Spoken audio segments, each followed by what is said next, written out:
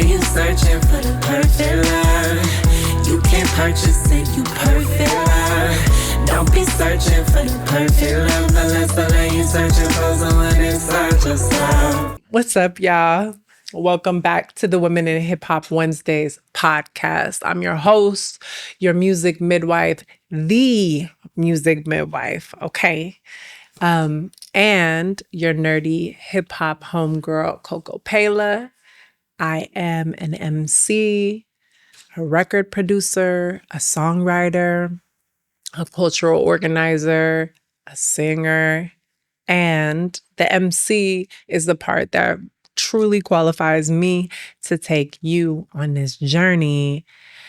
Listen, last week we had a new segment introduced in the studio with the music midwife, yours truly, featuring the one and only queen repping Brooklyn, Vicky Casis, who is a music producer and DJ.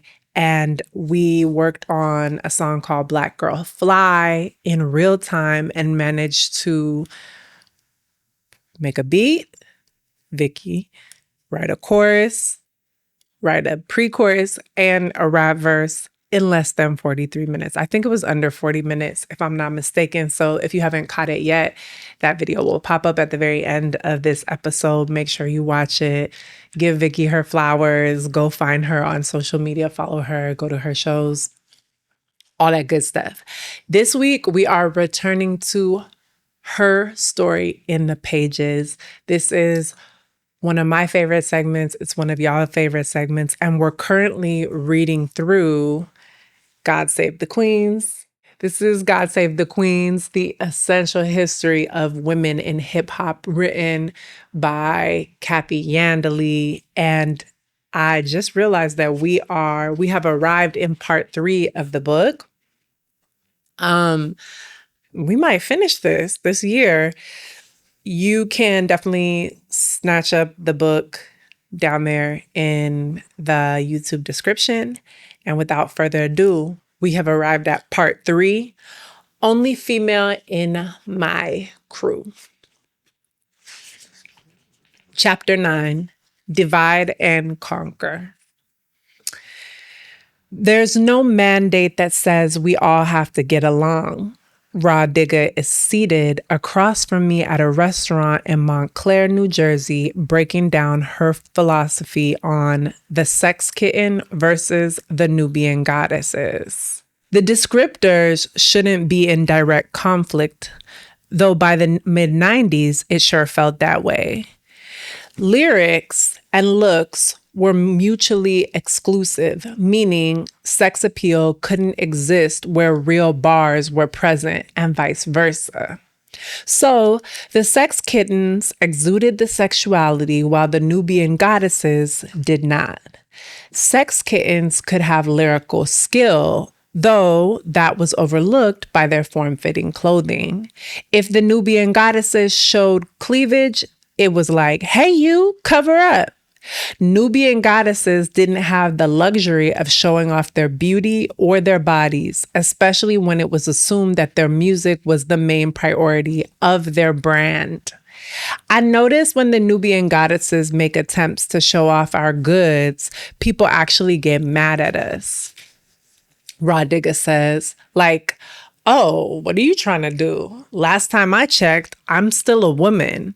Women do women things. It doesn't mean I'm about to go sliding down a pole or anything. Don't worry, there's no sex tape coming, I promise. It's 90 degrees outside. I want to show some skin. Sex kittens didn't seem to mind their title, though. When Lil' Kim spoke with MTV Rap Fix Live in 2011, she discussed Puff Daddy's early image of her. Puffy looked at me as like the little sexy kitten one, she says, because that was me. She still rocks with that title. I was a kid when I released my first album, she told me in an interview for Billboard in 2018. Now I'm like this woman, this sex kitten, a sexy kitten that knows myself. There was shout out to Rah Digga and shout out to Kim, Lil Kim, Queen Bee, by the way. There was also something to be said about how the Nubian goddesses wore their hair naturally and embraced pro-Black beauty, while the sex kittens subscribed to the European standards of beauty. It was no coincidence where the unfair bias landed, though it was Lauryn Hill who eventually changed that, especially following the release of The Miseducation of Lauryn Hill when she embraced her fuller post-pregnancy body, yet still killed it musically. She made good music and she actually made the Nubian goddess sexy, Rah Digga reflects. Brown-skinned women with natural hair, brown-skinned women with natural hair actually became a thing of beauty, she said, describing them as Bantu girls, a nod to African roots. It wasn't just light-skinned, weave, blonde hair, long hair. She made Bantu girls and brown skin sexy. A self-identified Nubian goddess, Rah Digga is known for her growl behind the mic that could cripple opponents of any gender. I think I'm the sweetest person on the planet, but I met so many people that said, oh, wow, you're really nice. Like, I didn't know what I was walking into, she tells me. Just because I was so cutthroat and sharp and just so slick with my tongue, like, who wanted? Dudes, females, who wanted? She still looks almost exactly as she did when we got our first real glimpse of her hopping off a stagecoach with her crew, the New Jersey battle rap outfit Outsiders, and Lauryn Hill in the Fugees music video for Cowboys. Rah was the sole female member of Outsiders, though she felt like one of the guys. I never looked at myself as a female rapper to be objectified, she says. I was so oblivious to everything. Like, if there was anybody making passes at me, it was totally going over my head. All my girlfriends now tell me, like, girl, you don't remember when such and such was trying to holler at you and you blew them off? I wasn't picking up on any of that. My mission was, can I get on the record? Hip hop would change forever in 1996, a landmark year for the genre. Tupac Shakur released his album while still among the living, All Eyes on Me, on February 13th, 1996. The Fugees released their follow-up, The Score, on the same day. Jay-Z released his debut, Reasonable Doubt, in June, and Nas released his follow-up, It Was Written, featuring Lauryn Hill on the intoxicating If I Ruled the World. Black diamonds and pearls. Okay, let me just hold it together. In July, along with A Tribe Called Quest's Beats, Rhymes, and Life, and UGK's Riding Dirty. In August, Outkast released ATLiens.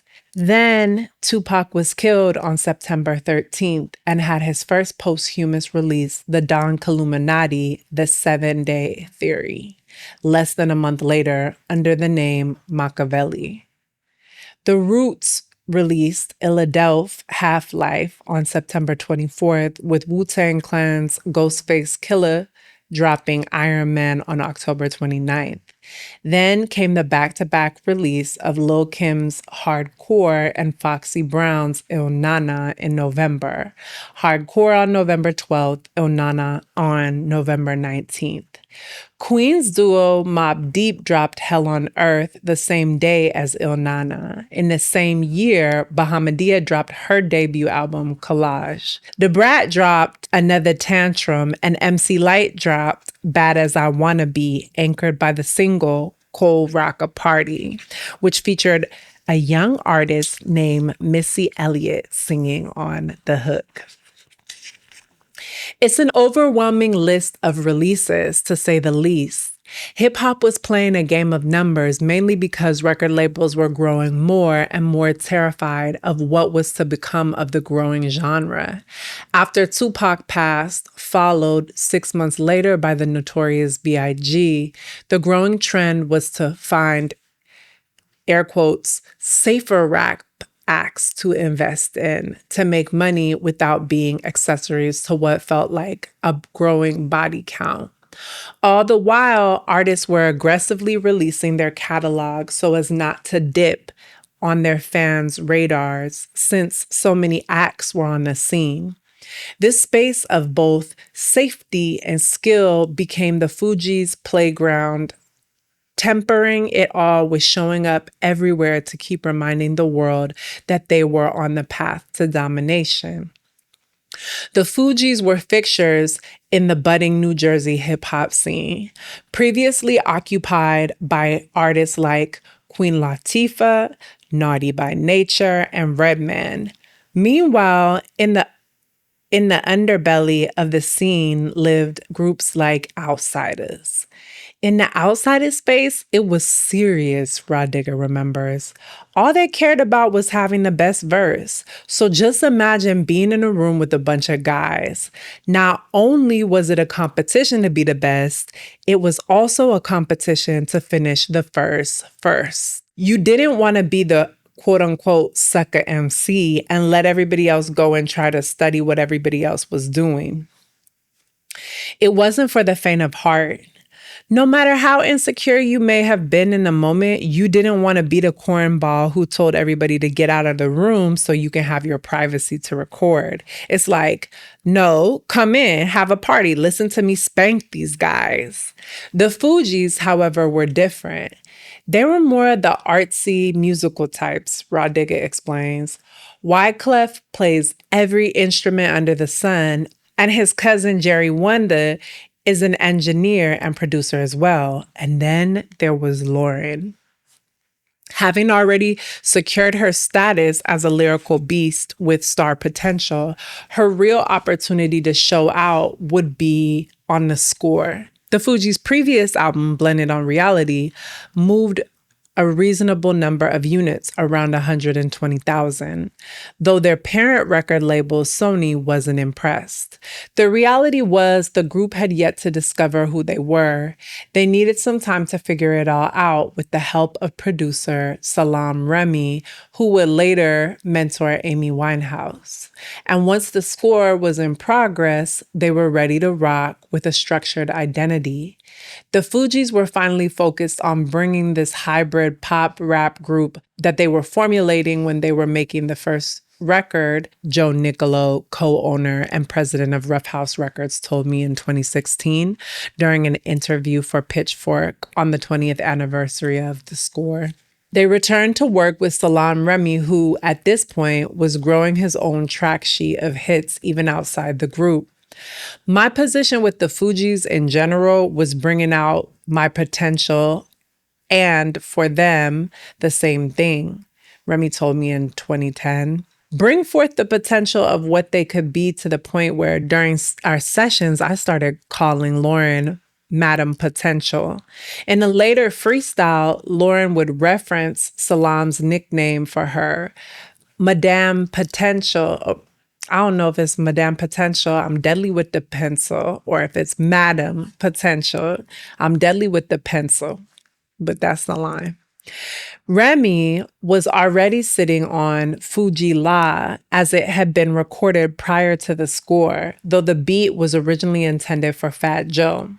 Lauryn was in rare form on this project, perhaps subconsciously aware of where it might take her. As the only woman on a team full of men, from the business to the creative, she fought for her voice in every sense. There was a time when we were recording, and every once in a while she'd be like, you know what? There's too much testosterone in here, Remi told me. Because we were always going back and forth. I was the person that would not challenge her, but I would go back and forth with different lines. Like, oh, I really like that one a lot. But if you would just say this part like that and say this part like that. She wanted everything to be on point and fit her criteria. On the very first record we did, there are 3 different vocals released, he said. There's one vocal performance in the video, there's another vocal performance on the radio CD singles, and another vocal performance on the 12-inch. People can't hear the difference. Most humans can't hear the difference, but she could tell the difference. She did it over 1,000,000 times until she was satisfied with it. He called her Madam Potential in the studio ad nauseum. And then probably after the 20th time I said it, she was like, potentially what? Potentially what? And I was like, potentially the greatest artist of all time if you stick with it. Y'all see this box right here? This box right here? What's up, y'all? There are only 33 cassette tapes left. What cassette tapes, you ask? Well, I'm so glad that you asked. These are Confessions of a Black Feminist Rapper Part 2, Trigger Warning, mixtapes. Yes, the album actually drops in December, but in the meantime and between time, I wanted y'all to get a little picture, to hear it, to hear the concepts, to hear the sounds that are going to be on the album. So there are 8 tracks from my forthcoming album on this cassette tape. Yes, it's a real cassette tape, an old school cassette tape. And each cassette tape comes with a Walkman and a handwritten note from me. This is actually one that's about to go out. I'm about to ship it tomorrow. And literally it comes, you know, I bubble wrap it. I'm nice with it, okay? It comes with a cassette tape and a handwritten note for me. There are 33 left out of 50. Expect them to sell out. Do not play. The songs are dope. The lyricism is dope. The content is dope. Make sure you snatch your shit up ASAP, because I'm telling you, there are 33 today, and I bet you tomorrow it's going to be 32, and so on and so forth. So snatch it up at cocopeila.com/cassette. CASSETTE. Okay, I love y'all. For real, for real. While Salaam Remi didn't have a heavy hand in production of the score, he was the creative confidant on the project. The score broke down all sorts of barriers as they pertain to what starkly defined the lines of hip-hop music. Using live instrumentation, soul samples, and carefully placed lyrical patterns, the album was regarded as a crossover masterpiece. The sound was elevated along with their live sets, which drastically changed from the first album to the second, eventually becoming the most treasured aspect of the group. Their presentation in 1993 was just a little bit different some 3 years later in 1996. The Roots' Amir Questlove Thompson recalls of the Fugees' early days. Back then, Questlove was interning at the Fugees label, Rough House Records, actively performing with his later Grammy-winning Philadelphia-based band, The Roots, and releasing their projects. During the last week of his internship, before being replaced by their next intern, Santi White, better known as Santa Gold, Thompson was approached by Rough House co-founder Chris Schwartz, who asked if the Fugees could open for the Roots. They were big on lighting incense. They were real coffee shoppy, Questlove says. They were doing Haitian rituals and that sort of thing, he says, of the early aesthetic. It was weird.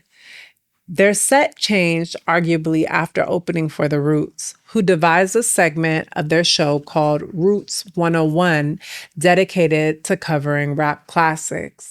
The Fugees picked it up from the Roots, later claiming they were the first hip-hop band.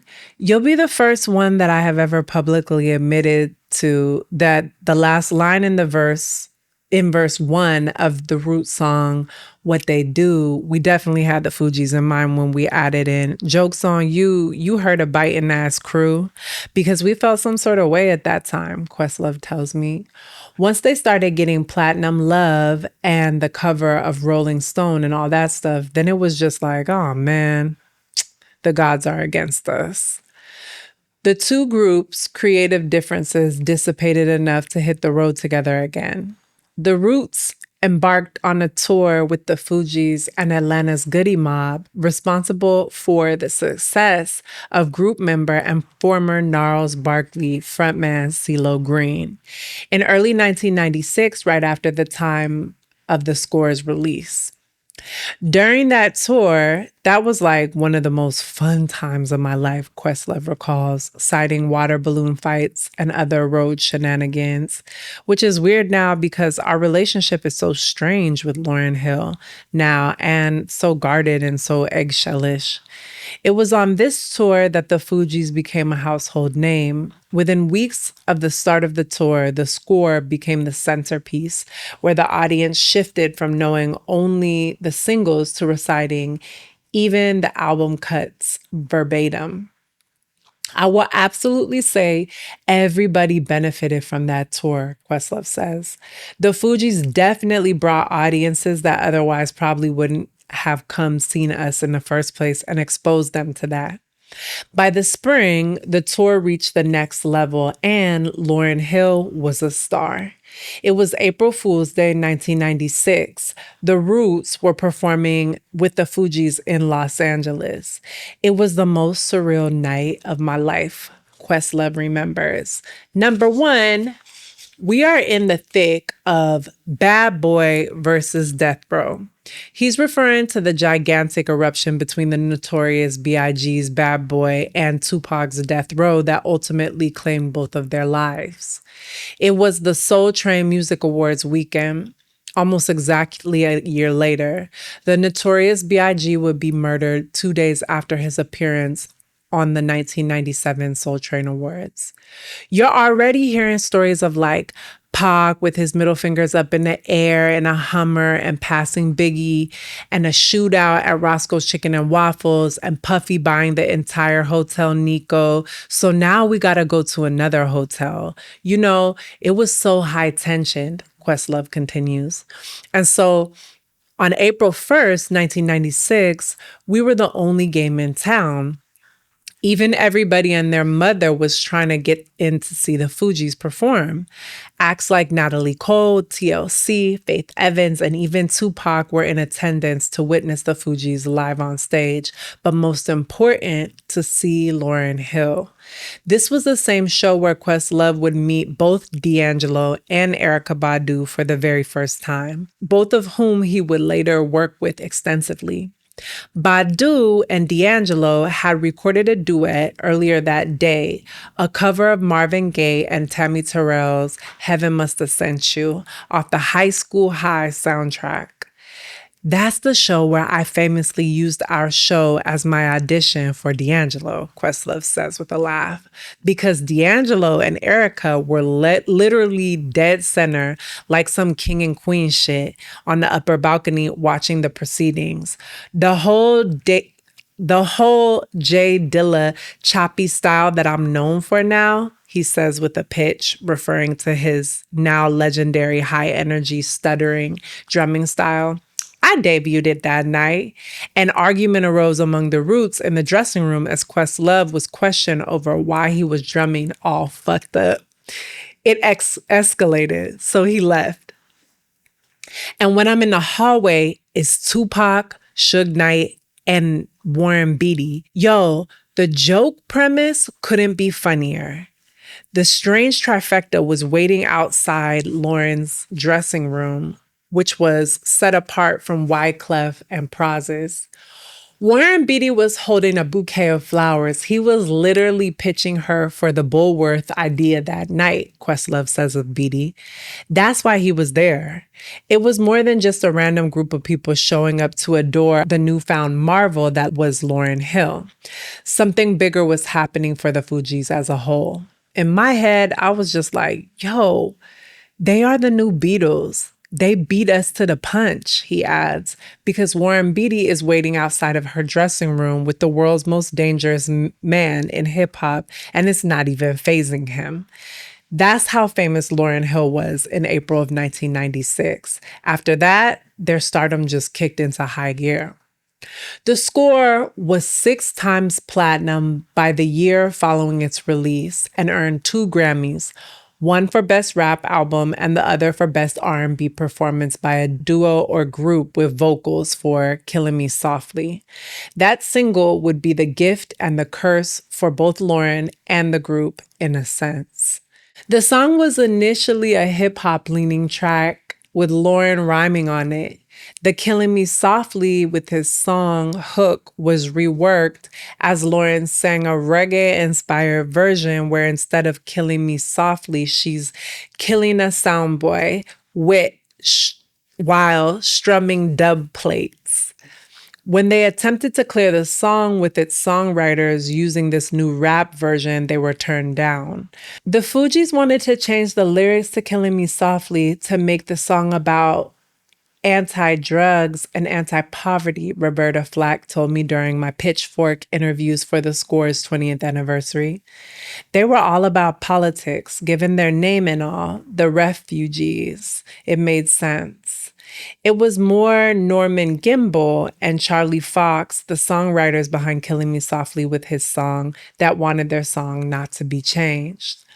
A remnant of that original song, the Killing a Soundboy verse, is found on the introduction to the album version of Killing Me Softly, and it was later leaked as a remix. While the cover was the most successful Fugees single to date, and more than likely the last, it thrust Lauryn Hill into a wave of gender-driven controversy. Animosity in the group was already brewing before the Score's success was even realized. Once you read the magazine, it says the girl should have went solo. The guy should stop rapping, vanish like Menudo. Wyclef rhymes on the Score's album Cut Zealots. It became more and more apparent that tensions were building, even absent the tumultuous relationship between Lauryn and Wyclef that we wouldn't even learn about until years later, though the Score's final track, Manifest Outro, where Lauryn details unrequited love and wanting to harm herself, may give an inkling of it. You see, I loved hard once, but the love wasn't returned. I found out the man I'd die for, he wasn't even concerned. She opens her verse, closing it with, I was God's best, contemplating death with a Gillette, but no man is ever worth the paradise manifest.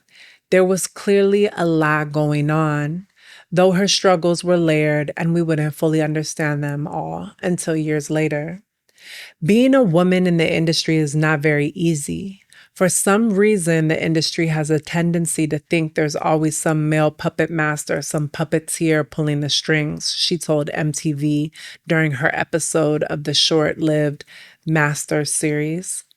All we do is diva. To this day, I don't know what that really means. During her interview run with the Fugees, she would feel the gender divide the most. I remember doing interviews with the guys and the interviewer would be like, now Wyclef, tell us about your thoughts on the world. Praz, what do you think of hip hop as an industry? Lauryn, what's your favorite color lipstick? Lyrically, she was unstoppable, further evidenced by the release of the Fugees' remix album, Bootleg Versions, that arrived in November 1996. Lauryn was rapidly evolving as a lyricist in spite of the critiques that she teetered as a hip-hop artist because her biggest track was mostly singing. It was on the Bootleg Versions project that she proudly flexed her bars over remixes of their existing hits. Her references began to change. Lauryn was flipping verses about politics and religion. Take her bars on the album cut Don't Cry, Dry Your Eyes, a reworking of their cover of Bob Marley's classic No Woman, No Cry, which combine elements of religion, race, and the prison system, as she closes with the lines, so teach the youths they got more rights than Miranda, tell them the whole shit is propaganda. In one breath, she alludes to Rastafarianism. In another, she's referencing the Miranda rights.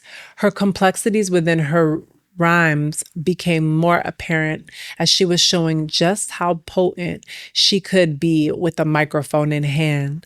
Lauryn rose to prominence as a rapper, especially in the midst of the dramatic shift in styles coming down the pipeline. She struck a balance with her singing and rhyming as her sound was a stark contrast to her group mates, though similarly about self-expression.